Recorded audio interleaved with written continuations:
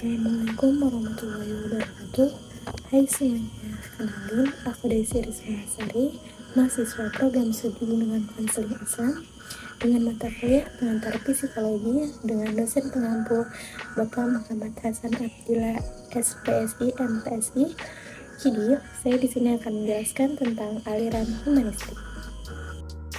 Apa itu humanistik?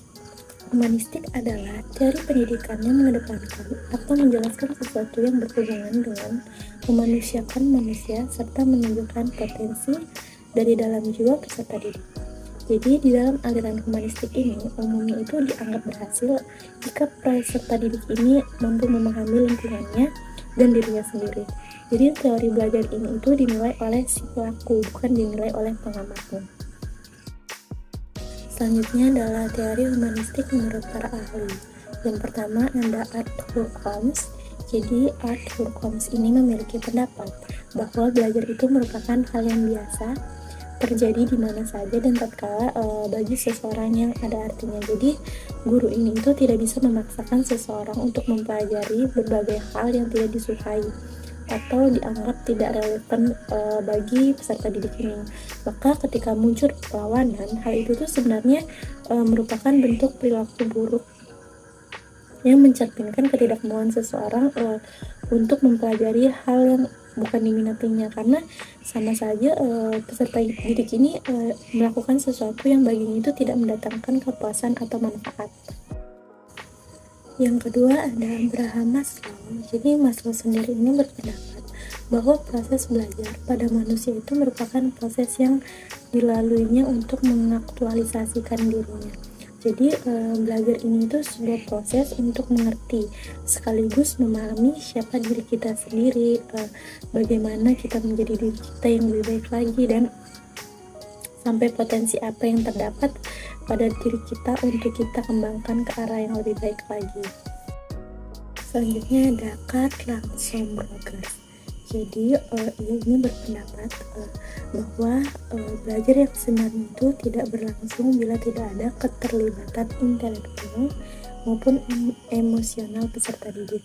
Oleh karena itu, motivasi belajar ini harus bersumber pada diri peserta didik. Jadi proses belajar ini membutuhkan sebuah sikap saling menghargai dan memahami antara murid dan gurunya tanpa adanya prasangka dari kedua belah pihak. Dengan begitu, proses belajar ini akan berjalan dengan baik.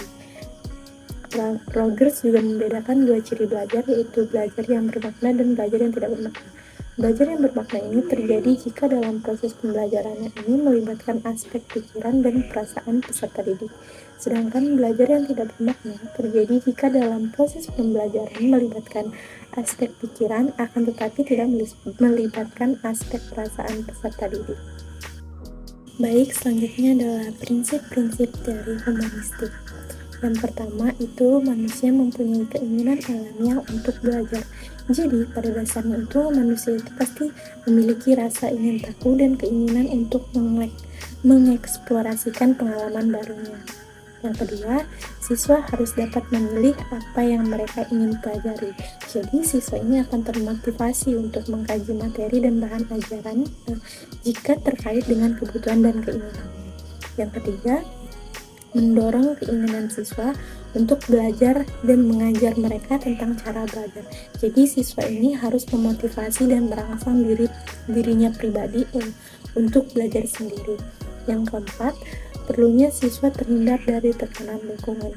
Jadi saat mereka terhindar dan mereka merasa aman untuk belajar, maka setelah mereka merasa aman ini mereka bisa belajar dengan lebih mudah dan lebih bermakna dalam memahami.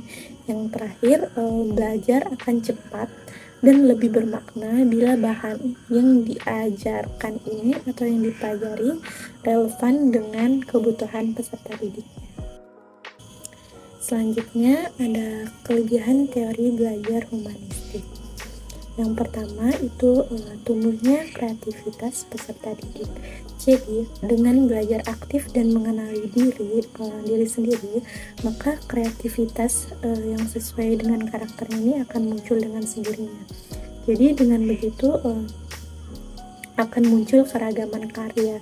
Jika berkelanjutan kepada nilai jual misalnya, maka itu juga akan menambah pemasukan atau paling tidak ada perasaan senang karena karyanya dihargai. Yang kedua, semakin canggihnya teknologi, maka akan semakin maju perkembangan belajarnya. Jadi canggihnya teknologi ini ternyata mampu membangun motivasi dalam diri peserta didik untuk belajar. Hal inilah yang membuat pikirannya itu terasah untuk menemukan pengetahuan baru. Yang ketiga, tugas guru berkurang. Jadi dengan peserta didik yang melibatkan dirinya dalam proses belajar itu juga akan mengurangi tugas guru, karena gurunya hanyalah fasilitator peserta didik. Guru tidak lagi memberikan ceramah yang panjang, cukup dengan memberikan pengarahan saja. Yang terakhir ada mendekatkan satu dengan yang lainnya. Jadi bimbingan guru kepada peserta didik ini akan mempererat hubungan antara keduanya. Seringnya berkomunikasi akan menciptakan suasana yang nyaman, karena peserta didik ini tidak merasa takut atau tertekan. Begitupun antara peserta didik lainnya. Berdiskusi atau belajar kelompok akan membuat persahabatan semakin erat, memahami satu sama lain, menghargai perbedaan, dan menumbuhkan rasa tolong-menolong. Selanjutnya ada kekurangan teori belajar humanistik. Jadi selain kelebihan, teori humanistik ini juga memiliki beberapa kekurangan. Yang pertama, pemahaman yang kurang jelas dapat menghambat pembelajaran. Jadi guru biasanya tidak memberikan informasi yang lengkap, sehingga peserta didik yang kurang referensi ini akan kesulitan untuk belajar. Yang kedua, kebebasan yang diberikan akan cenderung disalahgunakan. Jadi misalnya nih, misal saja nih, guru menugaskan peserta didik untuk berdiskusi sesuai kelompok. Nah, pasti di dalam kelompok tersebut tuh ada beberapa peserta didik yang mengandalkan temannya atau tidak mau bekerja sama. Yang ketiga, ada pemusatan pikiran akan berkurang. Jadi dalam hal ini tuh guru tidak sepenuhnya mengawasi, karena sistem belajar yang seperti ini tuh adalah siswa yang berperan aktif, yang menggali potensi, sehingga peserta didik ini akan memanfaatkan keadaan yang ada. Misal dengan mencari referensi menggunakan internet. Jadi peserta didik ini malah bermain game atau mengaktifkan akun sosial media. Secara otomatis pemusatan pikiran dalam belajarnya mereka itu akan terganggu. Yang keempat, kecurangan yang semakin menjadi tradisi. Misalnya nih dalam pembuatan tugas, peserta didik yang malas ini akan berinisiatif mengcopy pekerjaan temannya.